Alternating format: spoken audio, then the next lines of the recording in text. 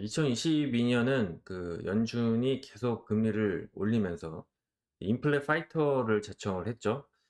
그러면서 이제 주시장이 많이 폭락을 했습니다. 근데 제가 미국 물가는 이제 8월 달부터 꺾인다고 말씀드렸고, 실제로 미국 물가는 8월 달부터 꺾였는데, 근데 저도 꺾이는 시점은 맞췄지만 그 꺾이는 폭은 제 예상보다 좀 더뎠어요. 그래서 이거를 왜 이렇게 물가가 좀 더디게 빠지냐, 이거를 볼 때 우리가 좀 생각해야 될 부분이, 한국은 그냥 다인종 국가가 아니잖아요. 그냥 우리 한민족이 사는 곳이고, 뭐 지금 일부 외국인들 들어왔다고 하지만 미국과는 좀 비교가 안 되죠. 그래서 이 미국의 이민 정책을 좀 아셔야 미국 물가가 왜 이렇게 잡히지 않는지, 그거에 대해서 좀 이해가 될 수 있기 때문에 제가 설명을 좀 드리려고 하는데, 먼저는 이제 미국은 다인종 국가죠. 그리고 미국은 기본적으로 뭐 아메리카 원주민을 빼면 다 이민 온 사람들이죠. 그래서 이건 좀 우스갯소리지만 제가 좀 느끼는 부분도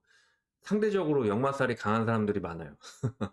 저도 이제 한국에서 역마살이 좀 많다고 들었는데 미국 오면 다 저 같더라고요. 예. 어쨌든 그렇습니다. 근데 미국의 이민 정책을 놓고 보면 우리는 이제 조상님들 대대로 그 한반도에서 살았으니까 당연히 뭐 불법 체류 이런 거는 생각을 못 하잖아요. 당연히 뭐 우리가 뭐 주민등록증 있고 뭐 주민등록 등본 떼고 뭐 이렇게 살고 있지, 뭐 우리가 우리 이미지에서 불법 체류라 그러면은 뭐 어디 중국에서 몰래 배 타고 와가지고, 그죠? 누구 뭐 중국에서 범죄 일으키고 와서 몰래 배 타고 막 이렇게 숨어 들어와서 이렇게 숨어 있는 뭐 이런 느낌이잖아요. 근데 미국은 그렇지가 않아요. 미국은 불법 체류자가 정말 많은 나라고, 예, 그리고 불법 체류자가 그 경제에 끼치는 영향이 엄청납니다. 그러니까 그 인종별로 놓고 보면 제가 느끼는 부분인데 아마 사시는 분들은 많이 동의할 거예요. 어떤 서비스를 봐도 제일 비싼 가격은 백인들이 제일 비싼 가격에 많이 공급을 해요. 그리고 어 그러니까 뭐 백인들이 뭔가 서비스를 받고 결제를 해도 항상 이 사람들은 뭐 이렇게 뭐라 그럴까, 그 약관 같은 거 있잖아요. 뭐 약관 같은 거 딱 돼 있고, 그 온라인 뭐 이메일이나 문자 같은 걸로 딱 보내는데 거기에 약관 다 써 있고, 뭐 거기에는 자기네들이 뭐 법도 책임 안 진다 뭐 이런 거 다 들어가 있겠죠. 그리고 클릭하고 온라인 페이까지 할 수 있게끔 보내줍니다. 보통 서비스를 그렇게 많이 해요. 그리고 이제 히스패닉 같은 경우에는 그냥 이렇게 지나가다가 딱 보면 뭐 화모치 뭐 그러면은 되게 싸게 부르고, 그죠? 그러면 그냥 해줘라. 그러면 이제 와서 그냥 합니다. 뭐 정원 잔디깎기나 이런 것도 그냥 합니다. 그리고 이제 뭐 똑똑 거려서 이제 썰 뭐 다 했는데 돈 주세요 그러면 그냥 이렇게 현찰로 주고 아니면 책으로 주고, 약간 이렇게 주먹구구식으로 좀 하고, 그쵸? 한국은, 한국은 약간 그거와 그거의 중간인 것 같고. 그래서 미국을 보면 그 서비스업의 나라잖아요, 여기는. 그러면 불법 체류자들이 굉장히 많고 불법 체류자들의 서비스가 좋으면서도 가격이 쌉니다. 근데 불법 체류자의 서비스는 웬만하면 어떤 그들을 수호해도 그들이 이렇게 방어를 많이 못하겠지만, 어, 어, 그들이 수호하지도 않고, 뭐 하여튼 그런 경우가 좀 많이 있어요. 그래서 미국은 이제 또 수호의 나라이기 때문에. 이제 코로나 때 미국에서 이제 은퇴한 사람들이 약 400만이라고 합니다. 근데 지금 미국 인플레의 핵심은 뭐냐면은, 일할 사람이 없다는 거예요. 그래서, 코로나 때 한 400만 정도가 은퇴를 했는데, 근데 미국이 이민을 굉장히 억제하기 때문에, 그러니까 그 밑에서 일할 사람이 없다는 게 가장 큰 문제예요. 그러면 이거는 이제 민주당과 공화당을 놓고 보면 사실 코로나 때 돈을 바이든 정부가 너무 많이 풀어서 인플레가 생긴 게 맞아요. 그러니까 풀어도 너무 푼 거죠. 정말 근로의욕을 상실할 정도로 풀어버렸어요.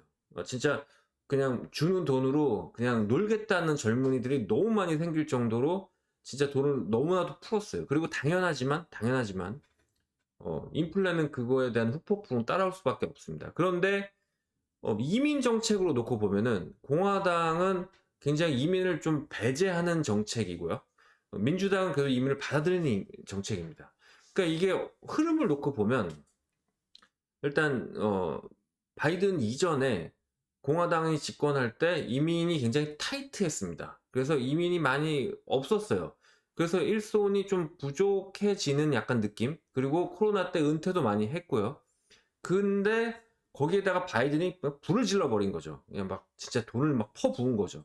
그러니까 이민이라도 많이 받았으면 이렇게 인플레가 나왔을 때 좀 뭐라 그럴까, 좀 이렇게 완충 장치가 있는데 이민도 타이트한 상태에서 일손이 없는 상태에서 그냥 돈을 많이 부은 거죠. 그러니까 어떻게 보면 이건 약간 구조적일 수가 있어요. 그리고 나서 이제 뭐 바이든이 좀 미국 민주당이 좀 이민을 좀 많이 받는 식으로 이렇게 얘기를 하고 있지만 실질적으로는 그런 게 쉽지가 않습니다. 아시다시피 공화당이랑 지금 타이트한 정치 지형이기 때문에 좀 그렇습니다. 그래서 보통 글쎄요, 가성비의 영역, 그러니까 미국에 살면서 가성비의 영역에 있는 것들은 불법 체류자들이 많이 그 서비스를 제공을 합니다.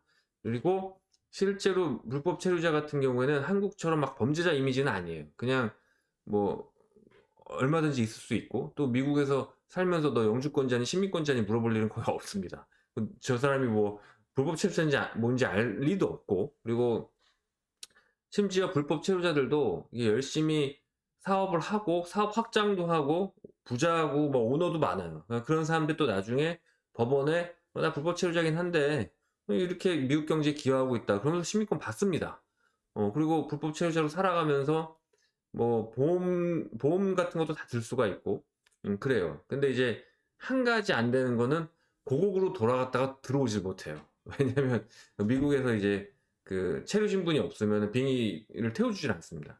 재밌는 게 뭐냐면 엘비스 프레슬리 그 매니저가 엘비스 프레슬리를 키운 매니저가 불법 체류자였어요. 근데 그 사실을 엘비스 프레슬리의 얘기를 안 합니다. 그래서 엘비스 프레슬리가 평생 소원이 아시아 투어를 하는 건데 일본 가서 투어하고 막 그러려고 했는데 그 매니저가 수익성이 없다 그러면서 라스베가스에서 완전히 방에 가둬서 노래만 하게 만듭니다. 그러면서 이제 약물 중독돼서 죽은 거예요. 근데 그럴 정도로 미국에서의 불법 체류자의 이미지는 뭐 그 굉장히 배척하자라는 이미지라기보다 이들이 있기 때문에 어떤 서비스가 가성비 있게 나온다는 이미지가 좀 있어요. 특히 대도시는 그래요. 근데 중소도시를 가면 그 사람들 때문에 잡이 뺏긴다거나 큰 돈을 못 번다는 어떤 백인들의 반감은 물론 있겠죠. 그런 것들을 이끌어내는 게 공화당입니다. 하여튼 그래서 지금 미국 물가는 어떻게 보면 한국적인 시각에서는 이해가 안 가는 게 있어요. 이런 이민 정책과 관련해서 같이 봐야 되는 부분이 있습니다.